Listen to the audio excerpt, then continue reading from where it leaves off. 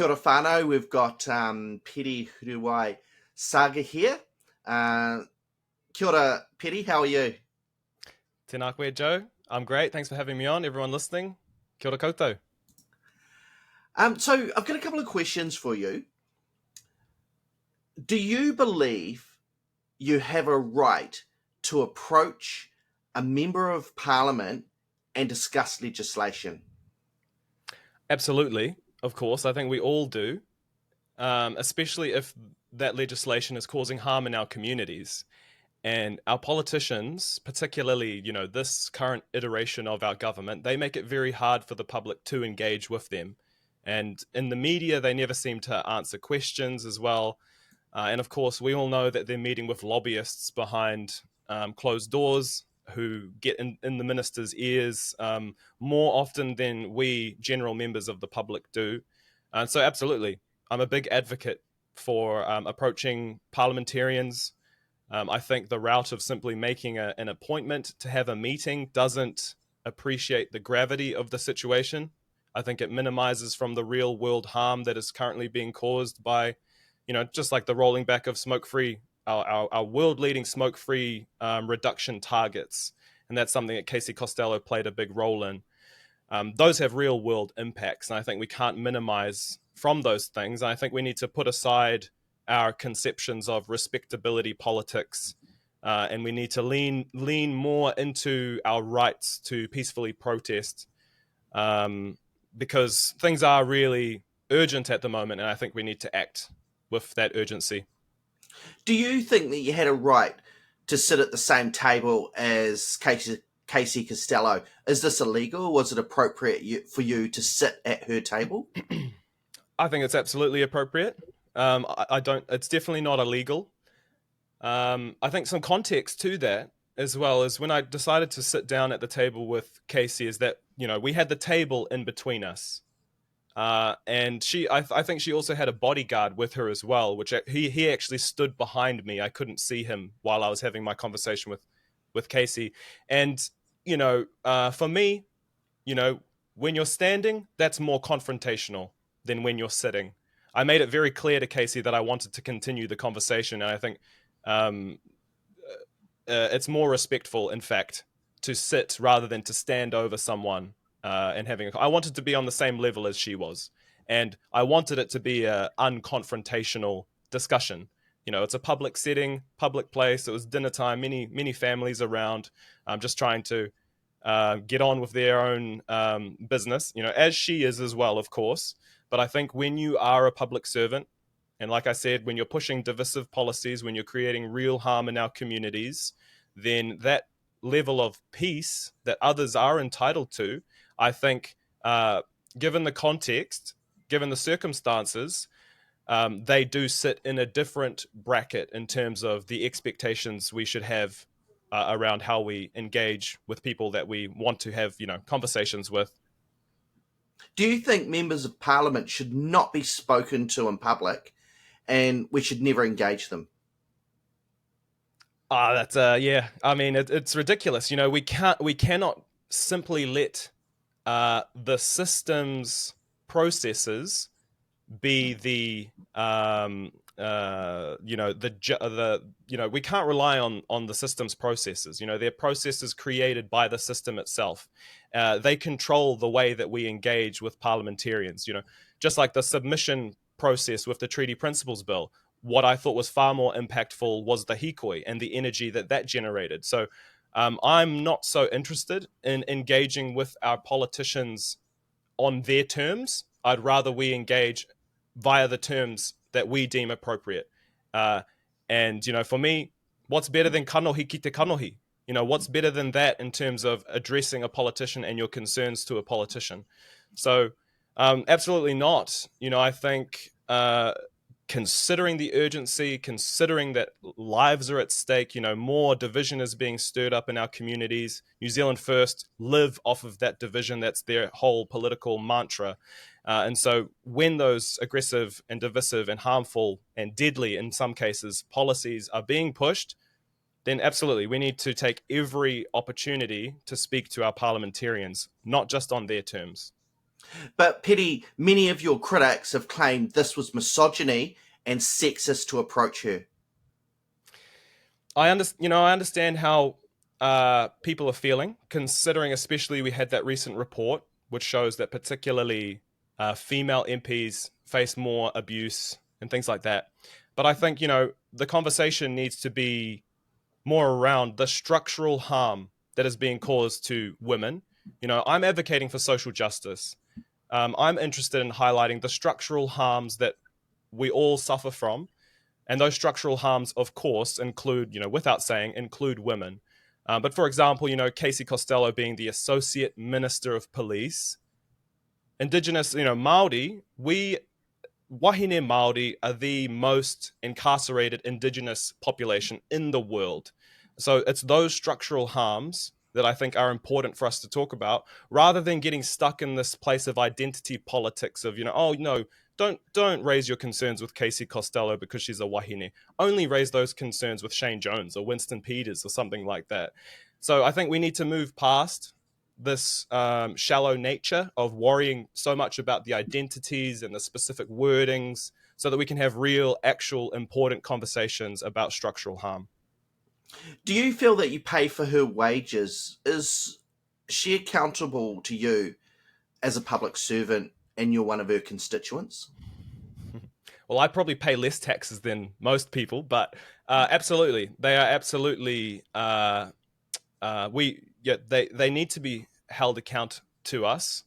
We have every right to hold them to account. And like I said before, because they make engagement with them so difficult, and because they never answer questions, they don't engage with proper transparency. Where were the sources of those documents that Casey Costello used to justify rolling back the smoke-free legislation? From my understanding, that's still a mystery.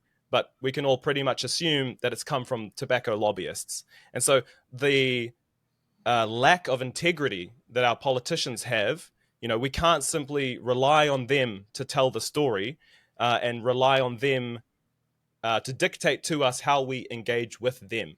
When they're corrupt, when they're a colonizer like Casey Costello is, and like many in New Zealand First, when they're inherently harming our communities and spreading disinformation, the rhetoric simply from Winston Peters around Māori not being indigenous, or Shane Jones talking about, send the Mexicans home, or calling the kafir a terrorist tea towel, things like that are just absolutely outrageous, and I think it shows the lack of integrity from our politicians. And so, absolutely, any chance that we get, I think we need to be holding them to account. Did you insult Minister Costello personally? No, no. I kept everything professional and mainly policy based.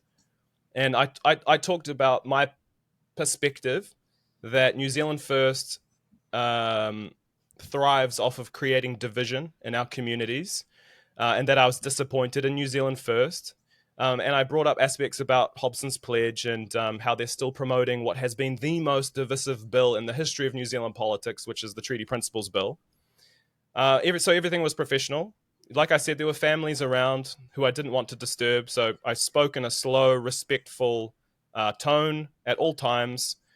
And although I did decide to sit at her table, like I said, there was a table in between us, so never fully getting into her personal space. And of course, she had every chance and opportunity to remove herself from that public space if she ever felt uncomfortable. And of course, with her, what I assume was her bodyguard sitting behind me. And so, no, I kept everything professional. And that's the disgusting thing, that she wasn't able to handle the criticism and the discussions around their harmful policies to the point where she gave in, and she allowed herself to snap and to resort to attempting to physically intimidate me because she had no response for the questions that I posed to her. And that's what I was referring to when I told her that you're going to get it, which is the phrase that I think a lot of people have taken issue with. But what I meant was, you can't push divisive policies and then come into a place like this and not verbally get it, in terms of people wanting answers for why you have pursued harmful, divisive, destructive policies. Did you attack her violently and wound her? Maybe her ego, maybe, because she tried to physically stand over me. And that came from me not backing down. She thought she could just say that she wanted to be left alone and that was that. But no, when it comes to our politicians, especially those who are not being held to account, which, partly is the fault of mainstream media asking softball questions and not pushing our politicians as hard as we should. I think it's a shame that people like myself, people in the public, are having to do that work ourselves because the truth isn't told in the media, because our politicians are failing to answer questions in the House. Um, so yeah, no, it kept everything professional. She is definitely the one that snapped, and yeah, it's going to go down in history for me in terms of my understanding of what it is like to engage with a New Zealand parliamentarian. Like I already had enough reasons to distrust and dislike this government, but this is a new, this is a new step up, which is something I'll never forget. Did you break the law to justify her calling the police on you? Well, when she called the police, I thought to myself, I don't have my phone on me at the moment. I'm not recording the situation. She's just tried to intimidate me and it didn't work. What is she going to do as Associate Minister of Police? What tools does she have at her disposal to escalate this scenario? Nothing I did breached any laws or rights. Absolutely not. And that was actually why I was concerned for her calling the police, because I thought that she would flip the situation or misconstrue things. And it's a little bit of my naivety to go into a scenario like that and not record. But I didn't have my phone on me, and my ethics, just because of who I am, I felt compelled to speak up. It's not always just about capturing something on video, to make a social media post about it. So I took it upon myself. I felt honor bound to speak up for social justice. Um, yeah, but yeah, I think it's we have to be careful when we go into these situations, because for me the power imbalance is that she is a minister, and particularly associate minister of police. I'm Maori, I understand how racial profiling works, and so there was a danger for me uh, from that aspect, which is why we created the social media post, so that we could get our side of the story out as soon as possible, because I had no idea where things were going to go from her making contact with the police. But she absolutely had no grounds to suggest that I'd broken any laws.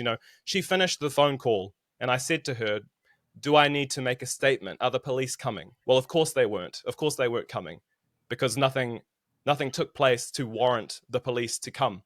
And I continued to speak to Costello after she had hung up her phone. So I think, if there were any grounds, legitimate grounds for the police and their involvement, then that situation would have escalated.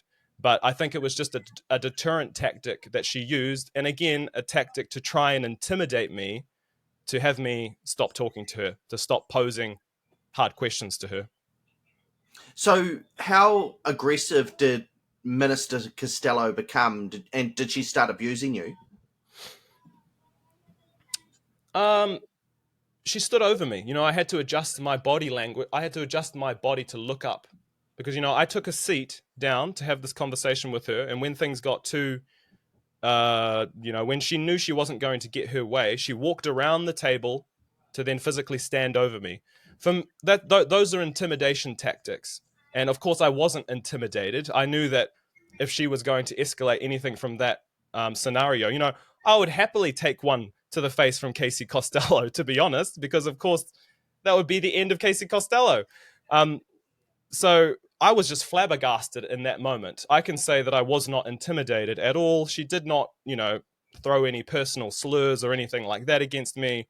But the standover tactic, I think, is just completely unacceptable. And if she were to do that to someone who is a little bit more, not so self assured and not so comfortable in those situations, that could have been an incredibly traumatizing scenario for others. But I know my rights. I understand. Uh, that I didn't think she was going to take things any further than what she did. I think she was going to take things as far as that standover tactic, but once she knew that I wasn't going to back down, I knew that, like most bullies, right? Once you stand up to them, they recoil and then they try other tactics. And her tactic that she relied on then was her connections, I assume, with the police. And as associate minister of police, I think there's a huge power imbalance there. So once one of her tactics didn't work, she just moved on to the next one. Did she disturb other diners that were there with her aggression?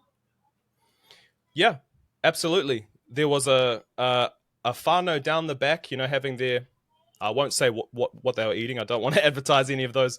But they're having their dinner, and while she was standing over me, I can't remember if it was while she was standing over me or after she had returned to her seat, but it did, after she stood over me, it did prompt a bystander to come in, and he specifically asked Casey to lower her voice.